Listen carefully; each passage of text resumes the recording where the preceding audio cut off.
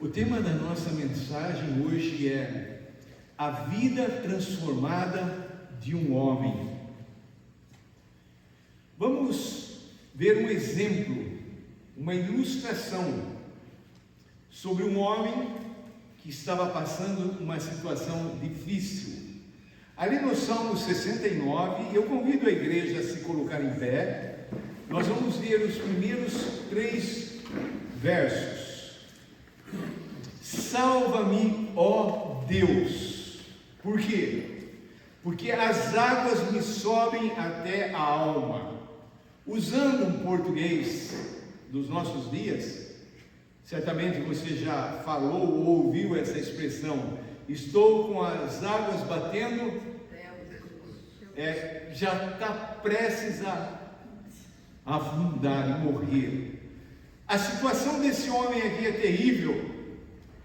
E ele diz assim no verso 2: estou atolado em profundo lamaçal, que não dá pé. Estou nas profundezas das águas, e a corrente me submerge. Estou cansado de clamar, secou-se-me a garganta. Os meus olhos desfalecem de tanto esperar por meu Deus. Eu imaginei essa situação, a pessoa ou se afogando ou num banco de areia movediça. Eu nunca vi, a gente só vê em filmes, né? A pessoa cai na areia movediça e quanto mais ela se bate, mais ela afunda. Então aqui esse Salmo de Davi, ele está se colocando numa situação insustentável. Talvez você esteja pensando: eu já passei por isso. Ou talvez você esteja dizendo: eu estou passando por isso. E eu não quero atormentar ninguém, mas certamente ainda passaremos por outros momentos difíceis. O que fazer? Quanto mais falamos, quanto mais nos movemos, mais vamos nos enterrando. Há uma solução, e nós vamos meditar sobre aquele que pode transformar, mudar a nossa vida, a situação em que nos encontramos. Vamos orar. Pai, porção da Tua palavra tremenda, quantas vezes, Senhor Deus, nós nos sentimos assim? Muitas vezes, Senhor Deus, nos fazemos de fortes. Muitas vezes, Senhor Deus, damos um bom dia com entusiasmo por fora, mas por dentro, Senhor, só o Senhor sabe como nos encontramos. E pedimos ao Espírito Santo que o Senhor fale conosco, arrancando da nossa mente todos os pensamentos contrários, tirando das nossas emoções tudo aquilo que não é concernente àquilo que Tu queres fazer em nós, tirando, Senhor Deus, da nossa vontade o erro de fazermos aquilo tentando aliviar a carga. Pedimos para que o Senhor fale conosco, lá no nosso íntimo, lá no nosso espírito, e pedimos isso em nome de Jesus. Amém. Amém. Os irmãos podem se assentar. Vamos lá então em Marcos, capítulo 5, a partir do verso 1. E nós vamos ver que Jesus, ele tem poder para libertar qualquer pessoa, por mais perdida ou oprimida que ela esteja. Eu creio que dentre todas as situações descritas na Bíblia, a situação que se encontra esse homem de Gadara, esse Gerazeno, Gadareno, eu acho que situação mais terrível que essa é difícil de encontrar. Você pode imaginar uma pessoa acorrentada, vivendo entre os mortos, gritando dia e noite, ferindo a si mesma, abandonado pela sociedade. Parece um caso perdido. Não tem o que fazer. Volta e meia nos nossos noticiários nos é apresentado lugares onde as pessoas se encontram como zumbis, pessoas consumidas pelas drogas. Situação deplorável a que chegamos, a raça humana. Então vamos olhar para a história desse homem e ver o que acontece quando Jesus entra em cena.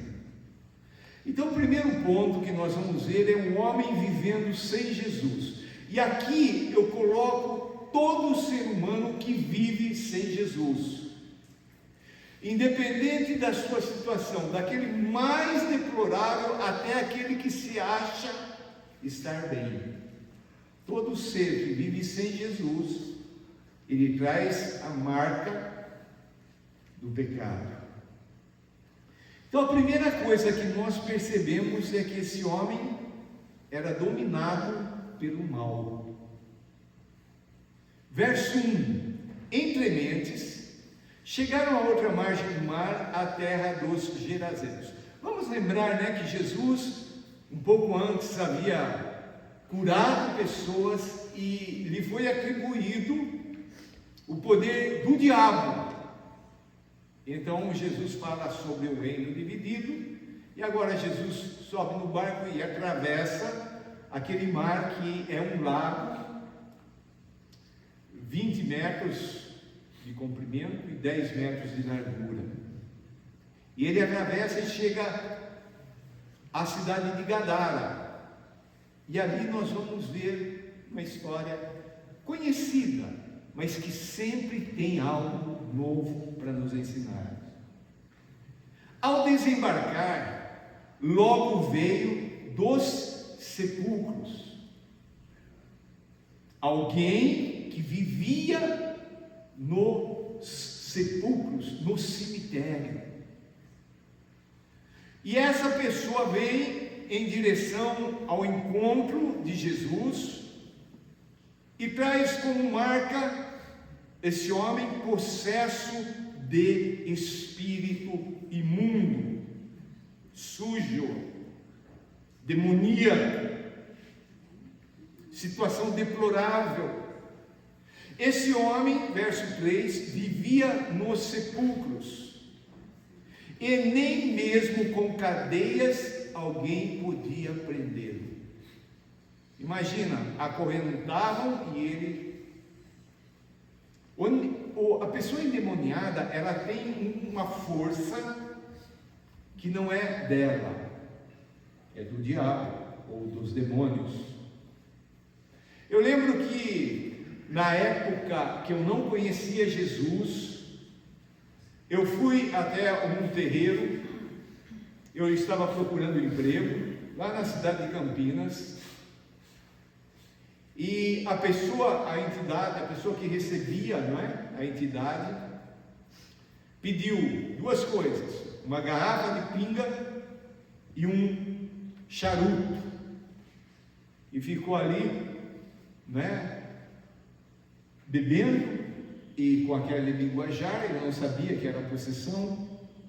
Quem não tem o Espírito Santo não sabe dessas coisas, porque essas coisas se discernem espiritualmente.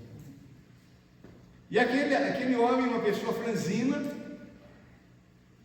fraco mesmo, depois de tomar um litro ou uma garrafa de pinga e fumar aquele charuto, quando volta ao normal, como se não tivesse tomado nem um gole da bebida.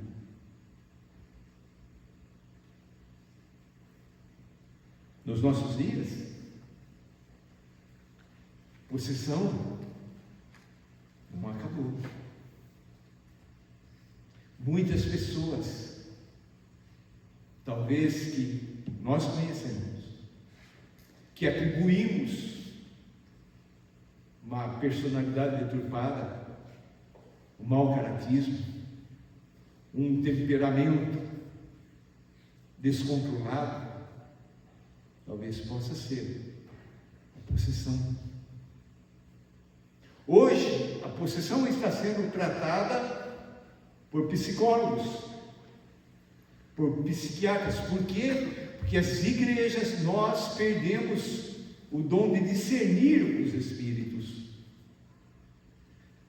Quando estamos vendo um líder falando de uma rede nacional, muitas vezes acreditamos mais no que a mídia diz, está embriagado, ou isso, aquilo, outro, e deixamos de ver as entidades espirituais que estão agindo na vida daquela pessoa. E por isso nós não sentimos misericórdia da pessoa, e por isso nós não sentimos o direito de atacar aquela pessoa. Mas Jesus sentia compaixão, Jesus sentia misericórdia. Esse homem possesso, imundo, vivia nos sepulcros. No verso 4 diz: porque tendo sido muitas vezes preso com grilhões e cadeias, as cadeias foram quebradas por ele e os grilhões despedaçados, e ninguém podia subjugá-lo. Ninguém. Você imagina a força de arrebentar grilhões, cadeias. O verso 5: andava sempre de dia e de noite, ou seja, não dormia, clamando por entre os sepulcros e pelos montes, ferindo-se com pedras. Nós precisamos olhar para essa pessoa e discernir o que está acontecendo com ela. É de influência direta, é uma possessão 100%, tempo todo, e não é ela. O demônio, ou no caso aqui, os demônios levam a pessoa a fazer isso. Quantas vezes deparamos com pessoas que, ao ouvir o nome de Jesus, se enfurecem, se voltam contra nós, e achamos que é um simples debate, mas é uma luta espiritual sendo travada. Esta guerra que nós vemos, Irã, Ucrânia, Síria, se olharmos só com os nossos olhos humanos, eu não consigo entender como o homem pode chegar a esse ponto de se autodestruir. Constroem-se prédios e prédios e depois destroem tudo. Há algo por trás dos bastidores que os nossos olhos naturais não veem. Então esse homem não era dominado por ninguém, tentavam prendê-lo, ele se autodestrói. A pessoa possessa, ela destrói a si mesma, sem consciência. Hoje em dia, muitas pessoas estão aprisionadas por entidades demoníacas através de vícios. Já viu pessoa falar assim: eu tenho um ódio, eu não sei porquê, vem e eu fico assim.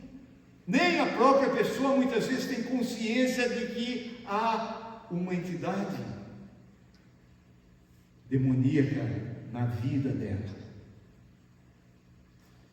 Traumas, depressão. O que significa essa palavra depressão?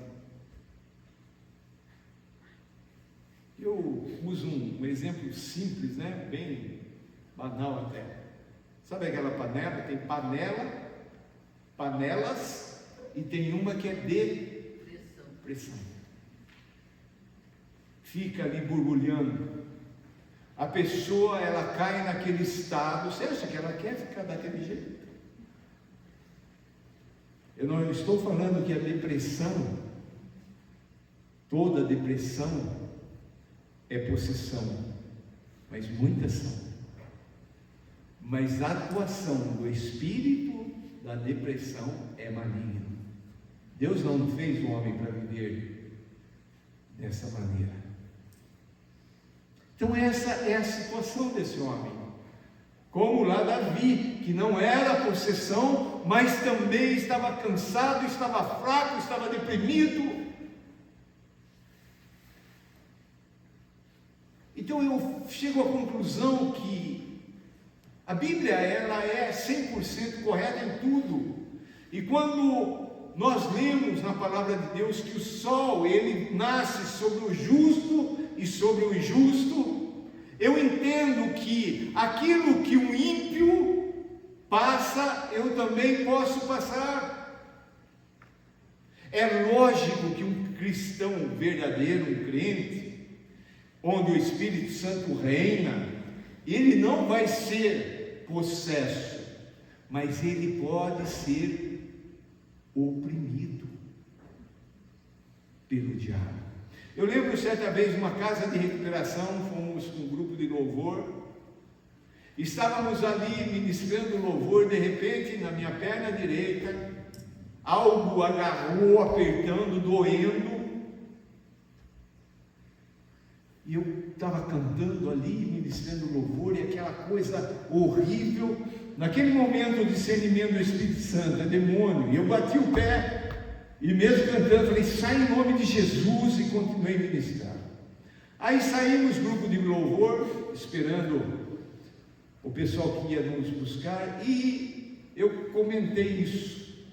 Aí a moça que tocava teclado, ela falou, então foi isso. Eu falei, que foi? Ela falou, de repente eu senti uma coisa na minha perna que eu não sabia o que era. Eu falei, você expulsou? Ela falou, não sabia o que era. Então tem muitas pessoas que estão assim, não sei o que é, eu fui no médico, eu fiz o tratamento, eu fiz os exames, não deu nada, mas eu continuo assim, o que está acontecendo? Aí eu coloco esse ponto de interrogação, será que não é um demônio? Será que não é o demônio que está ali? O ministério que nós vamos, eu e Miriam, mais para evangelizar, naquele dia é um dia de doideira, tanto para comigo como para minha esposa. A gente sente fraco, a gente sente mal-estar. Outro dia, ao entrar no lugar, a minha perna, meu joelho direito, aquela dor, o que está acontecendo? Lutas. Você acha que o diabo está lá quietinho? Você acha que no nosso tempo a gente ficou tão crente, tão espiritual, que o diabo fica lá quietinho? Nunca o diabo atuou tanto no planeta Terra como nos nossos dias. Mas eu estou na igreja. A igreja, sabe qual é o primeiro alvo do diabo? É a sua vida, crente. Porque o resto já é dele.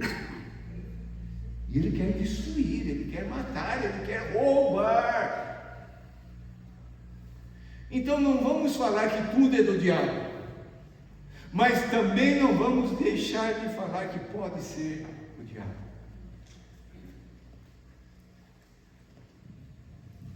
Então um homem vivendo sem Jesus. O ponto 2, um homem encontrando-se com Jesus. A história começa a mudar aqui. Verso 6. Quando de longe viu Jesus, correu e adorou. Quem é que está indo? É o homem ou é o diabo? Os demônios que estão levando ele até Jesus? São os demônios. E alguém aqui imaturo poderia dizer, olha que legal, esse cara, ele estava vivendo assim sepulcro, e ele foi até Jesus, ele correu e adorou. Eu quero dizer para você, uma pessoa prostrada no culto, com a mão levantada em lágrimas, pode ser sim, estar dirigida por demônios.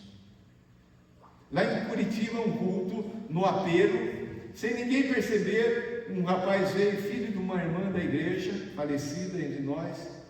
Eu olhei para ele, Deus colocou, está possesso. Eu falei, ninguém percebeu. Eu falei, está amarrado em nome de Jesus, sai. Ele caiu ali. Então nós precisamos estar atentos. Em primeiro lugar, não é? Permitir que Deus faça uma sondagem no nosso corpo. Por que eu faço isso? Por que eu estou sentindo isso? Por que me dói? Por que, sabe? E dar a oportunidade, a chance para o Espírito Santo falar para a gente: é simplesmente uma dor de cabeça, ou é uma opressão maligna. A dor de cabeça, você vai tomar um Dorflex. A opressão maligna, você pode tomar até benzetacil, que ela não vai deixar o corpo, não vai deixar de atormentar. Então foi e adorou Jesus. Os neófitos ali poderiam olhar e falar: olha, está se rendendo, olha que bonito, olha, ele está se convertendo, e etc, etc. Mas não. Exclamando o verso 7 com alta voz. Quem é o rapaz que está falando isso? O gadareno? Não. O diabo fala através da pessoa que ele possui. O que ele falou? O demônio: que tenho eu contigo, Jesus, filho do Deus Altíssimo? As pessoas daquela época estavam falando que Jesus era vindo da parte de Beelzebu, mas os demônios sabem que Jesus é. Por isso, quando nós vamos numa batalha espiritual, nós não vamos na nossa força, nós não vamos no nosso poder, nós vamos em nome daquele que já venceu, Jesus. Tem gente que pensa que a gritaria que vai fazer com que o demônio saia. Não é. Não é a nossa espiritualidade, a nossa força, mas é o poder que há no nome de Jesus. Conjuro-te por Deus que não me atormentes. 1 João fala que Jesus veio para destruir as obras de Satanás, e Satanás sabe disso. E os demônios estão falando assim: não venha atormentar a gente não. Porque Jesus lhe dissera. O que Jesus disse simplesmente? Espírito imundo, sai desse homem. E os demônios ficaram perturbados. Então, quando nós lançamos a ordem do nome de Jesus, esse nome que tem poder, o diabo, ele sabe que já perdeu a causa. E ele começa a estribuchar. Essa palavra a gente usava antigamente, né? Olha, a pessoa está estribuchando, o porco está estribuchando. E aí Jesus faz uma pergunta: irmãos, eu não posso usar isso para... nós tivemos uma época na história da igreja não tão distante, que faziam verdadeiras entrevistas com a pessoa endemoniada. E ficavam conversando e perguntando, e aí fizeram listas de nomes. Em primeiro lugar, quero dizer para você que o diabo, ele é mentiroso. Ele é o pai da mentira. Mas aqui ele está falando com Jesus e ele tem que falar a verdade. Jesus perguntou: qual é o teu nome? Você já se perguntou por que Jesus perguntou para ele o nome? Jesus sabia. Sabia. É para que a gente aprenda. Respondeu ele: Legião é o meu nome, porque somos muitos. Então não era um Joãozinho, não era qualquer nome aí, né? Da entidade. Não era uma multidão de demônios que aquele homem alojava. Você pode imaginar a situação dessa pessoa. Legião, somos muitos. Queridos, nós que temos Jesus, temos o Espírito Santo, nós não vamos ficar possessos. Amém? Não habita o Espírito Santo, o diabo não vai habitar. Mas ele vem para oprimir. Já aconteceu com você? Você está tudo bem num dia, você está tranquilo, de repente você é tomado por sentimentos que você fala: o que aconteceu? Por que eu estou ruim assim? Ou então você está tranquilo e de repente vem um pensamento, você sabe que não é teu pensamento, é algo que veio de fora, uma coisa tenebrosa. Quem que está está fazendo isso? E eu preciso entender que essa luta é uma luta espiritual.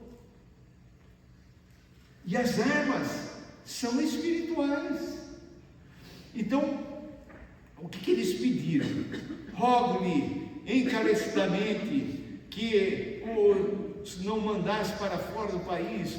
Ora, passava ali um monte, pelo monte, uma grande manada de porcos, e os espíritos imundos rogaram a Jesus, dizendo: manda-nos para os porcos, para que entremos neles. Queridos, eu não quero fazer nenhuma doutrina, nenhuma teologia aqui, mas eu olho aqui e eu tenho que acreditar que um animal pode ser possesso. Os demônios saíram e foram para aquela manada. Jesus permitiu. Então, saindo os espíritos imundos, entraram nos porcos, e a manada, que era cerca de 2.000, precipitou-se de despenhadeiro abaixo para dentro do mar, onde se afogaram. Quem que afogou? Os espíritos ou os porcos? E os espíritos? Não sei. Não sei, mas é real. Queridos, eu não sei porque nós, como igreja, eu falo nós, não só aqui, a igreja em geral, perdeu a noção dessa batalha espiritual. O diabo quer trazer a batalha a nível de terra. Aqui, ó, o ringue, aí coloca o Jonatas e coloca o Kiko, e joga uma mentira na cabeça do Jonatas, joga uma mentira na cabeça do Kiko, e daqui a pouco os dois estão lá lutando, sendo que o que está por trás são demônios. Semana passada nós ministramos sobre a divisão, e o diabo faz de tudo para gerar essa briga, essa intriga. Os demônios vêm, eles querem criar confusão, confusão no casamento, confusão na família, confusão no trabalho. Uma irmã da igreja lá em Curitiba chegou para mim e para Miriam uma vez e falou assim: acho que eu vou sair do emprego. Por quê? Chegou uma mulher lá macumbeira e está uma desgraça, e ela pegou ódio em mim. O mundo odeia o cristão. Jesus disse isso. Não vão tratar você como, você é crente, bonitinho, olha, acho legal isso. Mas uma coisa é certa, quando eles precisam, eles vêm pedir oração para quem? Para a gente. Eles podem nos odiar, podem xingar, podem blasfemar contra a gente, mas quando precisa, dá para você fazer uma oraçãozinha. Então esse homem foi encontrado. Uma legião daquela época, pensando em exército, era cerca de 6.000 soldados. Pode imaginar a vida daquela pessoa? Alguém aqui pode falar assim: mas isso não existe mais. Existe. E pior do que aquela época. Eu já contei aqui, eu e Miriam, fomos uma viagem missionária, porque uma pessoa conhecida nossa de São Paulo leu no jornal, lá no Estadão, que o jornal era dessa grossura, lá por dentro, que um homem, um velhinho, na cidade de Triunfo, estava acorrentado. E aquela irmã então teve o discernimento que era possessão demoníaca. Aquele homem foi liberto. E nós fizemos uma viagem até aquela cidade. Chegando lá, contamos e ficamos sabendo, ele já havia falecido, mas havia uma outra pessoa. E eu com o irmão que estava junto, nós emprestamos 2 bicicletas e fomos lá para uma fazenda. Chegou lá uma cela grande, o cara acorrentado no pé, chumbado no chão, pelado, completamente nu, gritando, não dormia, não comia, aquela situação. E começamos a orar. Como é que a gente ora? Ele começa a gritar. Nada. A pessoa, o demônio olhava para a gente e dava risada. Eu fiquei horrível, eu fiquei mal. Eu saí dali e tinha uma árvorezinha, um calor terrível. E eu orando, eu falando para Deus: Deus, vim de Curitiba até aqui, não tem poder para expulsar, Deus. Como é que quando eu voltar lá, o que eu vou falar? O Espírito Santo falou: você está preocupado com você e não com a pessoa. Aí eu chorei de tristeza. A pessoa que foi comigo tirando fotografia do endemoniado para mostrar, queimou tudo, graças a Deus. Aí eu mandei o pessoal sair e fiquei sozinho. E eu chorando, eu pedi para Deus misericórdia.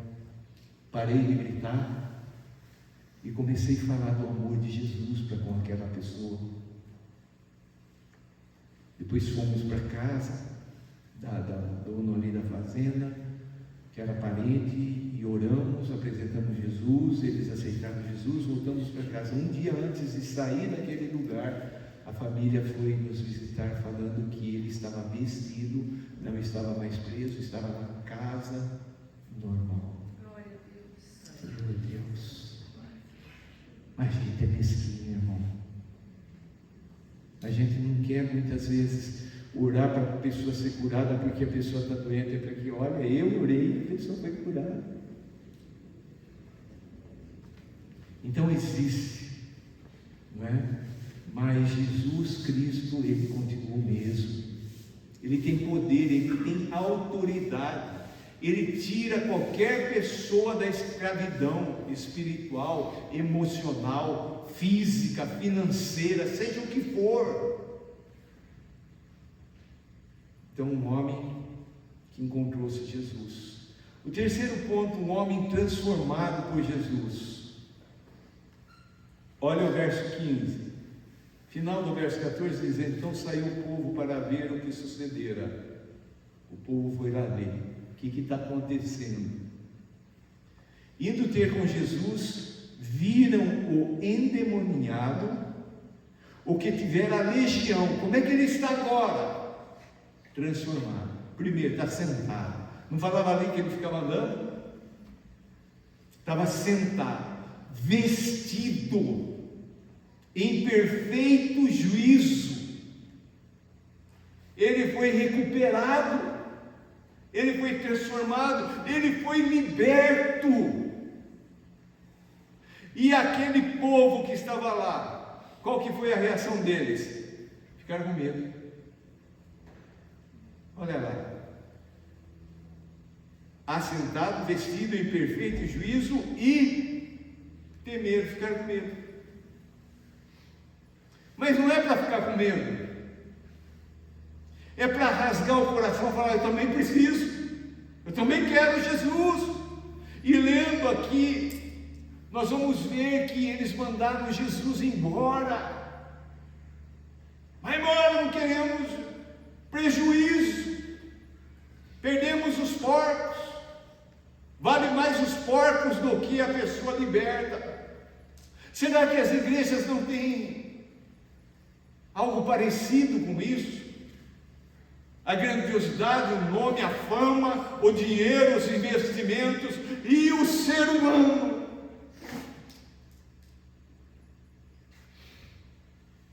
Ele teve uma transformação radical. Ele foi restaurado, ele foi curado, ele foi liberto. Coisa tremenda. E nós vamos para o último ponto. A história não para aí. Ele foi enviado por Jesus.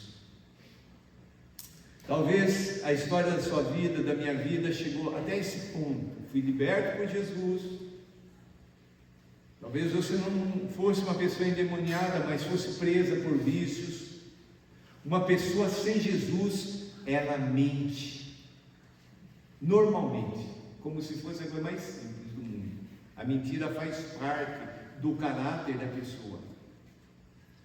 E outras coisas mais. Esse homem foi transformado totalmente, foi liberto. Ele está em perfeito juízo. Isso nos mostra que a possessão dele era de tal forma que ele já não tinha mais nenhuma identidade como ser humano. Aí esse homem foi enviado por Jesus. Depois que aconteceu isso, mandaram Jesus embora. Verso 17, pediram: sai daqui da nossa terra. Será que Jesus não tem sido expulso de muitos lugares hoje? De muitos países, nações, não querem saber de Jesus. Aí a gente fala: não sei por que está acontecendo isso. A nação brasileira, será que merecemos as bênçãos de Deus? Por tudo aquilo que nós fazemos? Por tudo aquilo que nós somos? Verso 18: ao entrar Jesus no barco, suplicava-lhe o que fora endemoniado, já não é mais, que o deixasse estar com ele. Jesus, o Senhor fez um milagre aí, eu quero ficar com o Senhor. Onde o Senhor for, eu quero estar junto. Jesus, porém, não o permitiu, mas ordenou-lhe: vai para a tua casa, para os teus. Anuncia-lhes tudo o que o Senhor te fez e como teve compaixão de ti. Então, o primeiro envio de Jesus, aquele que foi liberto, é para a sua própria casa, o lugar onde nós damos testemunho, a nossa responsabilidade para com os nossos pais, para com os nossos irmãos, para com os nossos filhos, é testemunhar. Jesus não falou para ele aqui: vá lá, faça um curso de teologia aos pés de Gamaliel, entenda bem tudo, para depois falar. Não, vá lá e fale o que aconteceu com você. Amém. Se você foi salvo por Jesus, você tem algo para contar para esse mundo, que esse mundo não conhece. A sua história, da onde você veio, aquilo que você fazia. Quer ver só um exemplo aqui entre nós, grupo pequeno? Quantos aqui foram viciados de cigarro? Levanta a mão. Dá uma olhadinha do lado. Quantos foram livres? Espero que todos. Amém. Glória a Deus. Né? Minha mãe falava assim: queimar cigarro, queimar dinheiro, isso é a maior bobeira que existe. Mas a gente não sabe, a gente é tonto. A gente está nas mãos do diabo. Pensa que coisa mais ridícula, puxar fumaça com nicotina para dentro. Mas é isso que o diabo faz. Você foi liberto? Conta para os outros. Quantos aqui, vamos falar assim, não chegou a ser alcoólatra, mas tomava umas e outras, de ficar meio, né? Hoje nós nos embriagamos, mas não mais com vinho, pinga, cerveja, agora é com o Espírito Santo. Coisa linda. O que seria de você se não fosse Jesus na sua vida? Você já pensou nisso? Quantos aqui têm certeza que já teria morrido se não fosse Jesus? Esse é o testemunho que nós damos. Jesus não falou para ele: vai lá e fique discutindo, vai lá e fale que o tempo está errado, vai lá e fale. A gente assiste na internet aí as discussões de pastores, os podcasts, é só discussão, um querendo saber mais que o outro. Por que não fala do amor de Jesus? Por que não vai a mãe desesperada que tem um filho que está nas drogas?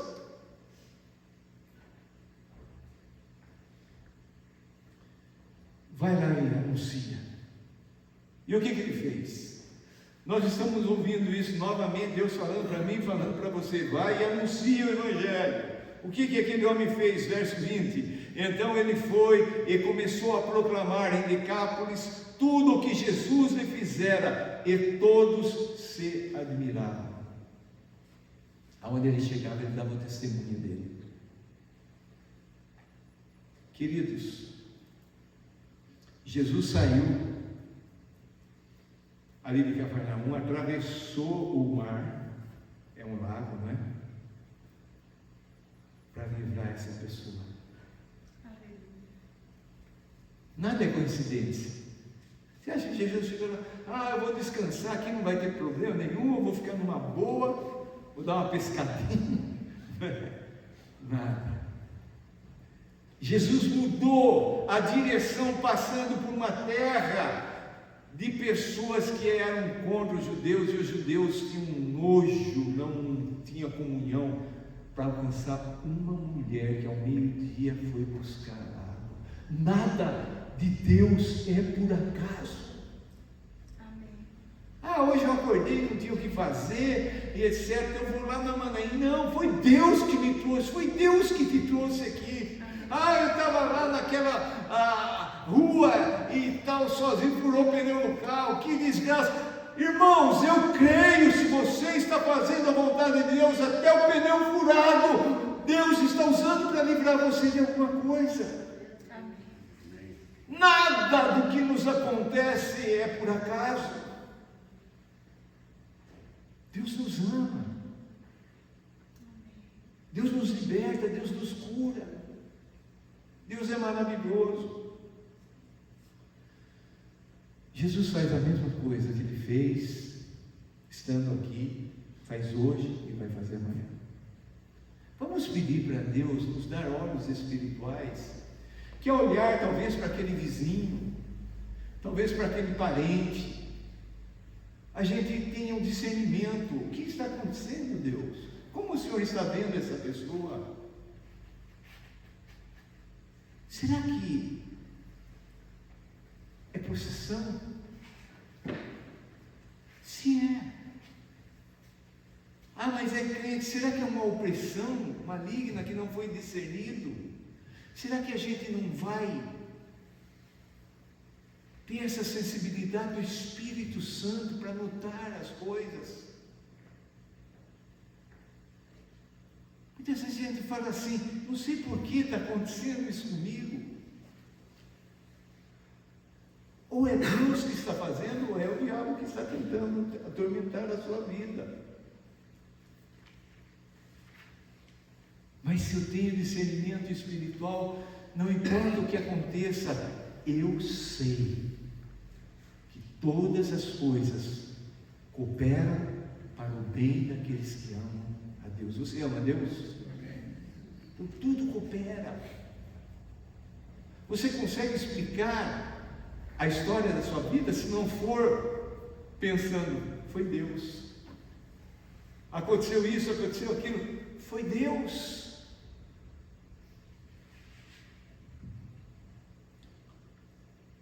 Independente de ser crente já ou não, você gostaria de hoje ter esse encontro com Jesus?